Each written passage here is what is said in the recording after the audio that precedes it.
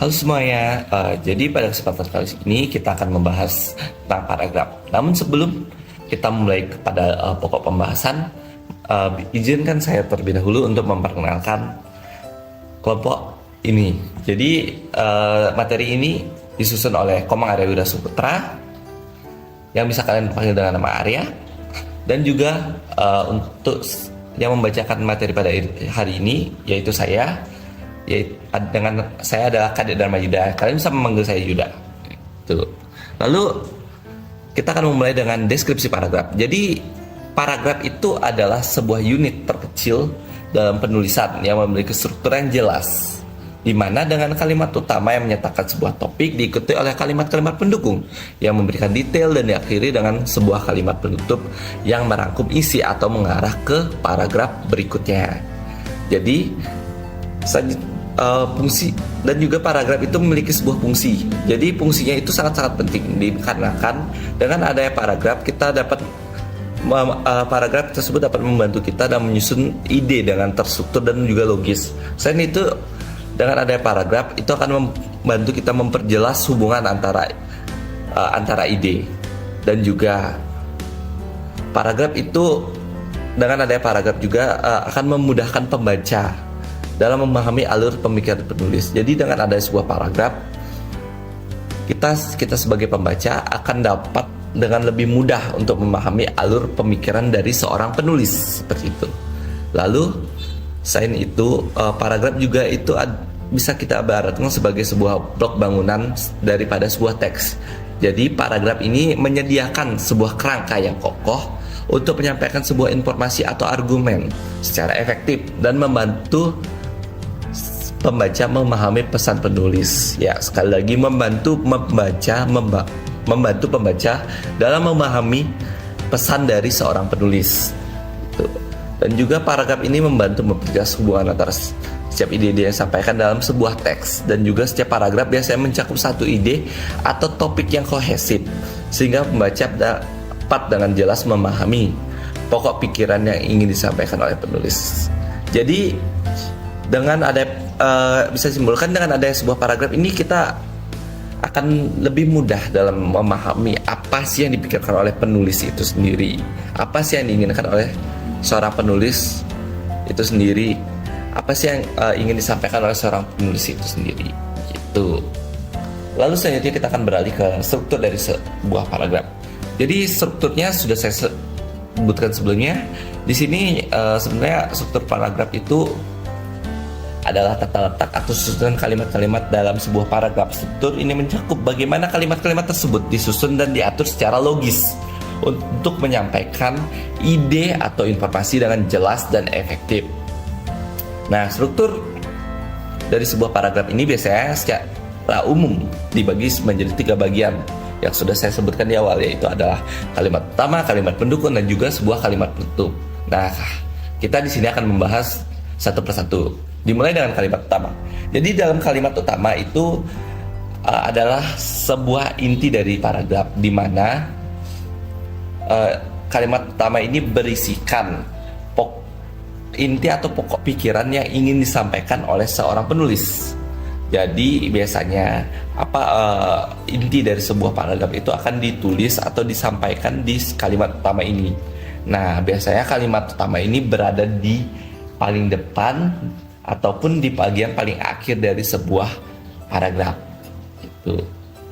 Nah, dengan adanya kalimat utama ini akan membantu kita dalam menjaga kesatuan dan kohesi dalam sebuah paragraf, serta menjadi titik awal pengembangan ide dan juga identifikasi dan formulasi kalimat utama dengan jelas adalah keterampilan penting dalam menulis yang efektif.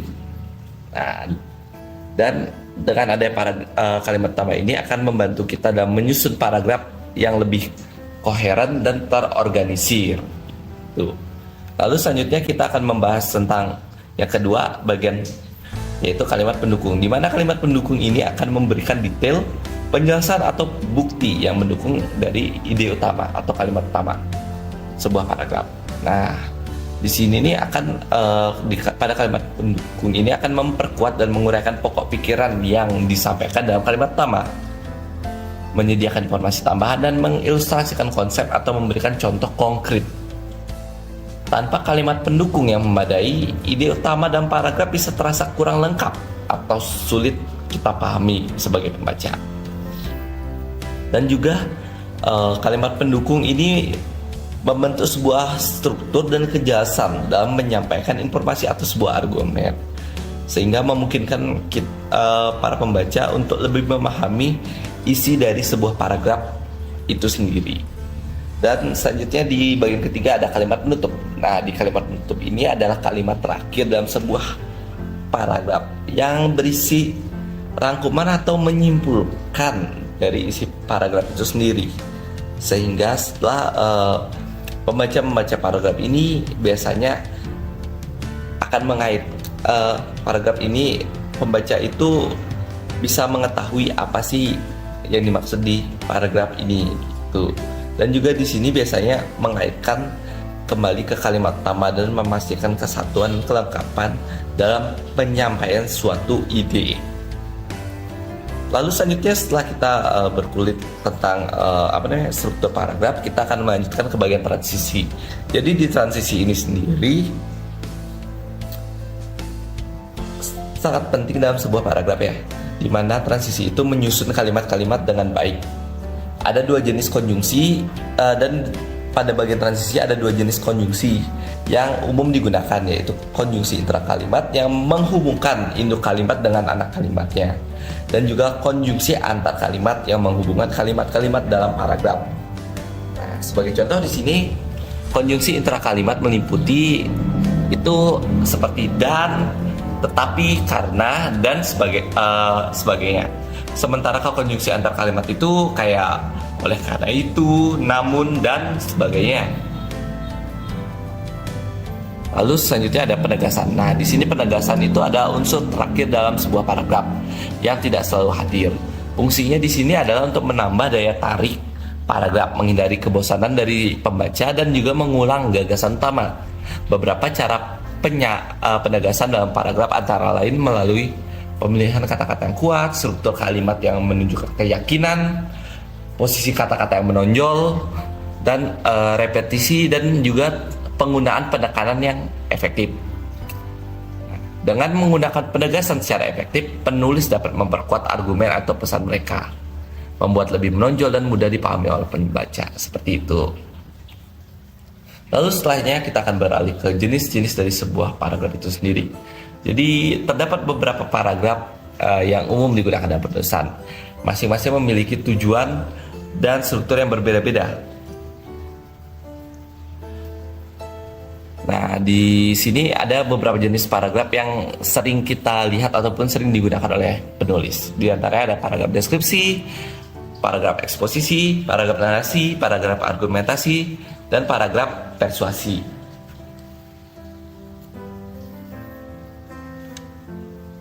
Paragraf deskripsi. Jadi paragraf deskripsi itu sendiri adalah paragraf yang memaparkan suatu objek secara jelas dengan menggunakan panca indera seperti pendengaran, penglihatan, dan lain-lain. Paragraf ini menggambarkan ciri-ciri fisik dan sifat objek, seringkali menggunakan kata sifat atau frase yang menggambarkan suatu keadaan. Nah, di sini ada sebuah contoh, di mana contohnya itu adalah meja yang dibelikan ayah untuk Ari sebagai hadiah ulang tahun sudah sampai. Meja itu terbuat dari kayu jati. Meja itu tingginya kurang lebih dari 75 cm. Lebarnya sekitar 50 cm. Dengan panjang 1,5 meter. Meja berwarna coklat muda ini terlihat sangat cocok dengan ruang belajar Ari yang sedikit gelap. Meja ini punya dua lemari, dan satu sebelah kiri dan yang satunya sebelah kanan, dengan ada penyangga kaki yang membuat meja ini nyaman untuk dipakai belajar. Nah, di sini kita dapat melihat contoh dari penggunaan paragraf deskripsi, di mana seperti yang saya jelaskan tadi, ini menggambarkan suatu objek secara jelas dengan menggunakan panca indera. Nah, kita bisa melihat di sini di mana meja seperti meja itu terbuat dari kayu jati, seperti meja itu tingginya kurang lebih dari 75 cm, lebarnya sekitar 50 cm. Itu kan sebuah pengamatan. Dan juga seperti meja berwarna coklat muda ini itu merupakan pengamatan yang melalui penglihatan. Tuh. Dan meja ini punya 2 lemari, yang satu sebelah kiri dan kanan itu juga merupakan pengamatan melalui penglihatan.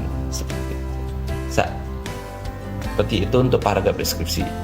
Nah, lalu kita akan melanjutkan ke paragraf eksposisi, di mana paragraf eksposisi adalah paragraf yang memberikan informasi tanpa mengajak atau mempengaruhi pembaca. Biasanya paragraf ini mengandung definisi atau pengertian suatu topik dan rincian data yang mendukung informasi yang disampaikan. Contohnya di sini adalah organisasi membutuhkan kerjasama yang kuat supaya dapat berjalan dengan baik.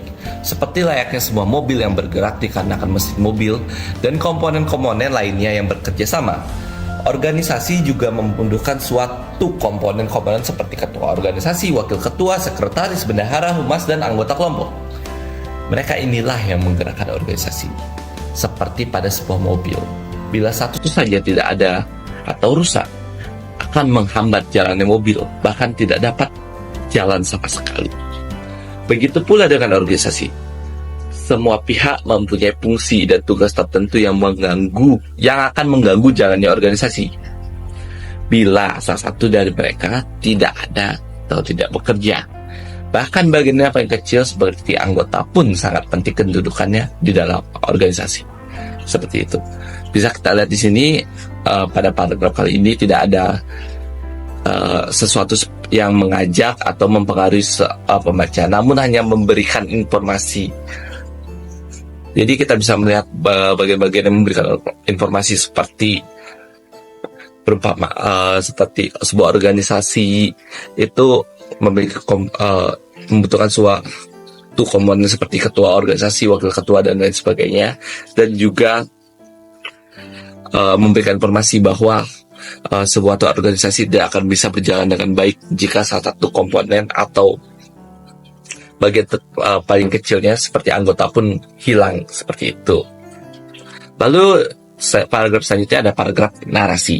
Nah, paragraf narasi ini adalah sebuah paragraf yang menceritakan suatu kejadian dengan subjek, pelaku, waktu kejadian, dan alur cerita. Biasanya dirangkai dalam urutan waktu, mengandung unsur cerita seperti tokoh, latar, konflik, dan sudut pandang pengarang.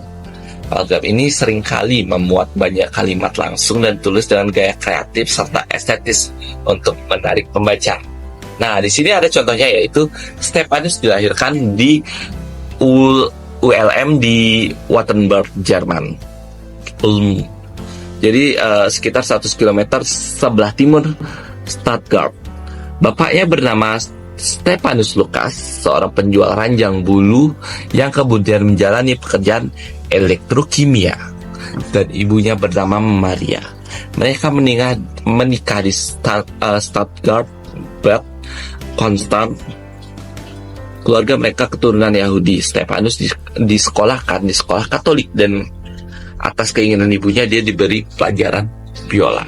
Jadi di sini kita melihat bahwa pola kalimat yang digunakan dalam paragraf narasi ini adalah sebuah penceritaan di mana mengandung subjek seperti pelaku dan juga waktu. Seperti di sini ada pelaku Stephanus, waktu yaitu ada sekitar ada juga yang mengandung waktu seperti kemudian menjalani, dan gitu ada banyak mengandung waktu, dan juga ada yang mengandung tempat seperti di sebelah timur Stuttgart ataupun di Stuttgart Bad. Dan kita bisa melihat perbedaan yang cukup jelas dengan pola kalimat lainnya, dengan pola kalimat atau paragraf, jenis-jenis paragraf lainnya. Lalu selanjutnya ada paragraf argumentasi. Nah, paragraf argumentasi ini mengungkapkan pendapat atau ide dengan alasan yang mendukung. Kalimat utama berisi pendapat yang menarik pembaca dan menciptakan kontroversi, dilengkapi dengan kalimat-kalimat penjelasan yang didukung oleh fakta. Contoh data statistik, ribet sekali, atau grafik untuk meyakinkan pembaca. Diakhiri dengan kesimpulan yang logis yang merujuk pada gagasan utama yang disampaikan di awal. Biaya pendidikan, sebagai contoh di sini ada biaya pendidikan di Indonesia sangatlah mahal. Walaupun pemerintah sudah memberikan bantuan, tetapi tetap saja para murid harus membayar beberapa biaya untuk keperluan sekolah, seperti baju, buku, dan lain-lain. Mahalnya biaya pendidikan ini tidak hanya sebatas pada sekolah dasar saja, tetapi hingga ke perguruan tinggi.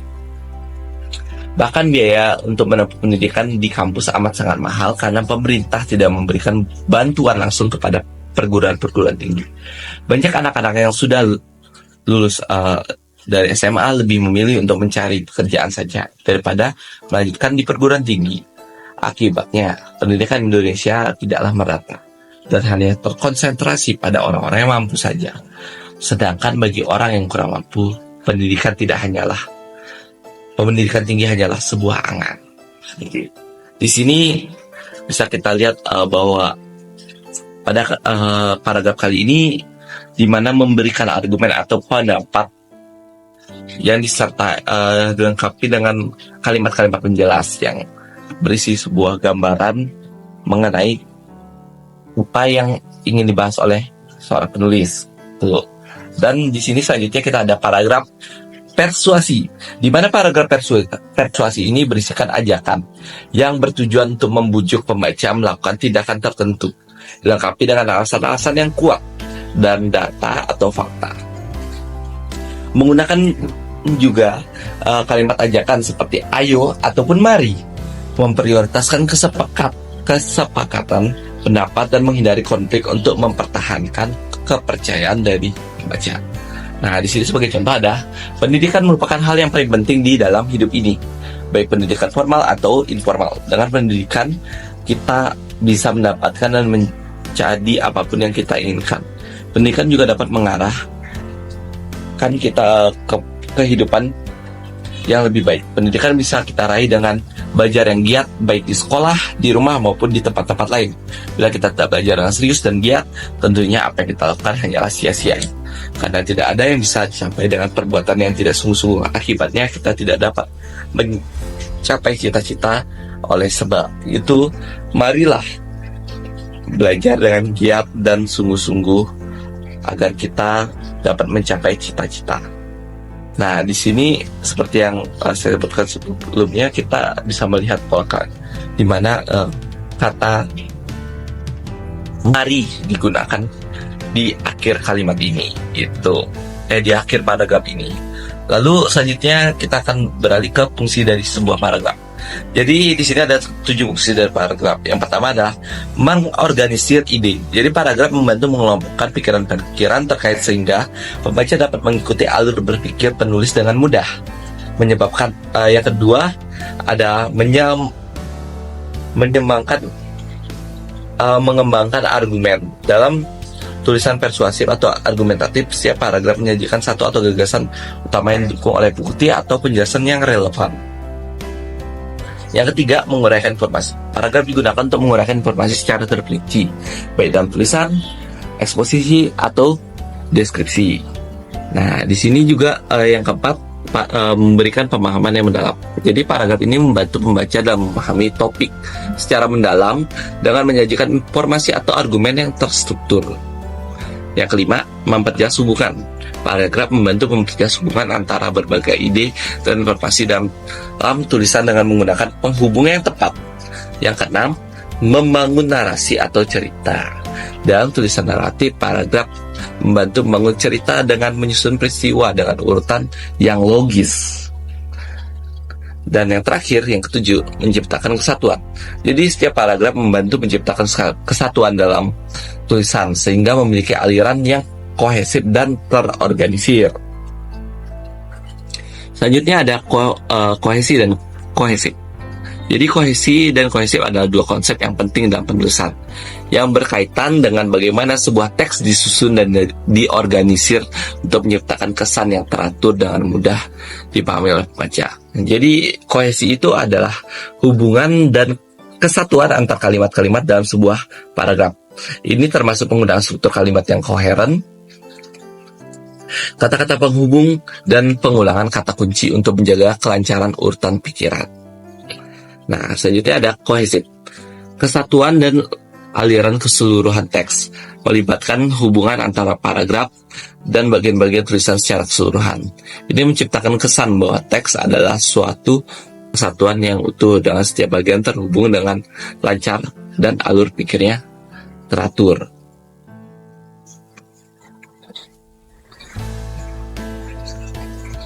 Oke. Selanjutnya di sini ada syarat-syarat pembentukan paragraf. Jadi syarat-syarat pembentukan paragraf yang pertama ada kesatuan. Kalimat-kalimat dalam sebuah paragraf secara bersamaan menyatakan suatu hal atau tema tertentu, namun tidak hanya memuat satu hal saja. Kepaduan atau koherensi, kekompakan hubungan antar kalimat dalam paragraf yang membangun hubungan timbal balik yang baik, wajar, dan mudah dipahami. Dibangun dengan pengulangan kata kunci, pengulangan kata ganti, transisi, dan kesejajaran atau paralelisme. Oke, selanjutnya syarat-syarat pembentukan satu paragraf, kita akan melanjutkannya dari poin ke yang C. Jadi kelengkapan juga merupakan salah satu syarat dari pembentukan suatu paragraf. Nah, di kelengkapan itu sendiri, paragraf yang ini berisi kalimat-kalimat penjelas yang cukup untuk menunjang kalimat topik. Nah, paragraf yang hanya memiliki satu kalimat topik disebut kurang lengkap. Lalu selanjutnya ada panjang paragraf, bergantung pada kedalaman bahasa dan tingkat pembaca, dan memperhitungkan penyusunan kalimat topik, penunjukan kalimat topik, pengembangan detail, dan penggunaan kata-kata transisi. Dan terakhir di sini ada pola susunan paragraf, di mana rangkaian pernyataan dalam paragraf disusun menurut pola yang tak asas. Seperti pola runtutan waktu, uraian, sebab akibat, perbandingan dan pertentangan, analogi, daftar, dan lainnya. Selanjutnya ada teknik dari pengembangan suatu paragraf, di mana teknik ini mencakup pengembangan secara alami. Ada paragraf ini dikembangkan berdasarkan urutan ruang dan waktu. Urutan ruang membawa pembaca dari satu titik ke titik berikutnya dan dalam satu ruang. Sementara urutan waktu menggambarkan urutan peristiwa, perbuatan, atau suatu tindakan. Selanjutnya ada klimaks dan antiklimaks. Teknik ini menggunakan posisi tertentu dalam rangkaian, seperti posisi tertinggi atau paling menonjol. Jika posisi tertinggi diletakkan di akhir disebut klimaks, sedangkan jika dimulai dengan posisi menonjol dan semakin tidak menonjol disebut antiklimaks. Dan terakhir ada umum, khusus, dan khusus umum. Dalam paragraf deduktif, umum ke khusus atau umum ke khusus, gagasan utama diletakkan di awal paragraf, sedangkan dalam paragraf induktif, khusus ke umum, gagasan utama diletakkan di akhir dari sebuah paragraf itu sendiri. Nah, di sini kita sudah sampai ke bagian kesimpulan. Jadi kesimpulannya, paragraf itu merupakan unit terkecil dalam penulisan dengan struktur yang jelas, dimulai dari kalimat pertama, diisi dengan kalimat pendukung, dan diakhiri dengan kalimat penutup. Dan perannya itu penting dalam sebuah untuk menyusun ide-ide agar mudah dipahami pembaca. Dan juga struktur paragraf mencakup kalimat pertama, pendukung, dan penutup. Tambahan unsur seperti transisi dan penegasan juga sangat penting dalam sebuah paragraf. Jenis paragraf seperti deskripsi, eksposisi, narasi, argumentasi, dan persuasi memiliki tujuan dan struktur yang berbeda. Kohesi dan kohesivitas paragraf penting untuk keseluruhan pemahaman dari seorang pembaca. Jadi paragraf itu sangat-sangat penting dalam kita dalam menyusun sebuah teks atau apapun. Jadi ketika kita menulis paragraf itu adalah hal yang sangat penting untuk kita pahami. Karena kita pasti ingin, ketika kita menulis, kita pasti ingin siapapun yang membaca tulisan kita itu memahami dengan jelas apa sih yang ingin kita sampaikan, apa sih yang ingin kita tulis di sini. Tuh. Jadi paragraf adalah satu hal yang penting untuk kita paham. Dan sekian presentasi dari kami. Terima kasih telah meluangkan waktu Anda untuk menontonnya. Sampai jumpa di kesempatan berikutnya.